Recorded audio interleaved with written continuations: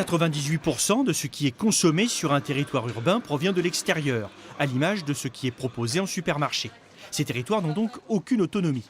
C'est l'un des thèmes de réflexion de l'Open Agri-Food, congrès organisé par les grands acteurs de l'industrie agroalimentaire.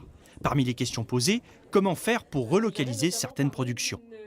On n'a pas aujourd'hui d'autonomie alimentaire des territoires et le résultat de ça, c'est que les territoires sont transformés en une espèce de plateforme logistique où à longueur de journée, des camions qui exportent des denrées croisent des camions qui importent ces mêmes denrées, avec des problèmes de pollution, de trafic, de perte de lien social sur un même territoire entre ceux qui produisent et ceux qui consomment, de perte de sens aussi de la consommation. Mais j'étais bien formé, c'était une bonne expérience. Parmi les intervenants, Jean Moreau, dirigeant de Phoenix. Cette entreprise se charge de donner une deuxième vie aux produits invendus mais toujours consommables.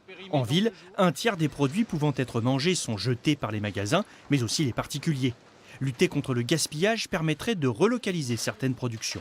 En fait, si les villes pouvaient réduire ce gaspillage alimentaire, et elles arriveraient plus vite vers l'autosuffisance, il y aurait besoin de moins de budget d'alimentation. Et en fait, nous, le message qu'on a, c'est en réduisant la part gaspillage alimentaire, on peut libérer du budget pour faire des meilleurs achats et pour faire plus de bio, plus de qualitatif aussi. En marge de l'Open Agri-Food, le festival des alternatives alimentaires. Cette contre-manifestation critique le secteur agro-industriel. Elle partage cependant certaines réflexions avec les participants du congrès, notamment en ce qui concerne l'autonomie des territoires et les circuits courts. Relocaliser une partie de l'agriculture en ville, pourquoi pas ? L'agriculture urbaine, ça restera quelque chose de marginal en volume, mais quelque chose de très fertile pour les relations entre les habitants des villes et la nature en fait.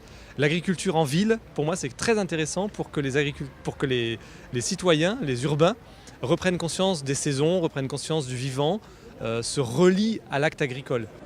Quelle que soit sa sensibilité, chaque personne intéressée par l'agriculture trouvera son bonheur à Orléans. L'Open Agri-Food, c'est encore une journée de conférences et de débats.